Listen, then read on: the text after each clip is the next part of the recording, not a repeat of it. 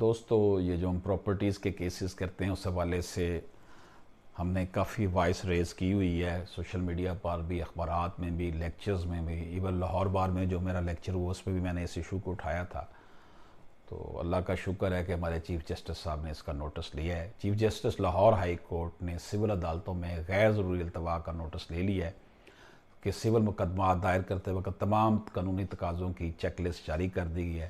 Check list میں بیان کردہ دستاویزات کی عدم دستیابی کی صورت میں مقدمہ میں پیش رفت نہ ہو سکے گی۔ کسی بھی سول مقدمے کی دائری کے وقت مذکورہ چیک لسٹ کے مطابق اسکروٹنی کی جائے اور تمام دستاویزات کو منسلک کیا جانا یقینی بنایا جائے۔ سمنات کی بروقت ترسیل کے لیے عرضی دعویٰ کی نقول اور رجسٹرڈ پوسٹل لفافے دعویٰ کے ساتھ لازمی لفظ کیے جائیں گے۔ لاہور ہائی کورٹ نے یہ ہدایت کر دی ہے۔ کورٹ فیس کی ادائیگی، مدعی کے قانونی وارثان کی فہرست سمیت دیگر قانونی تقاضے پورا کرنا ضروری ہوگا۔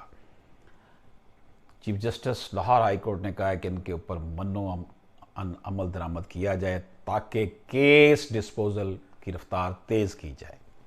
اجازت دیجیے، اللہ حافظ۔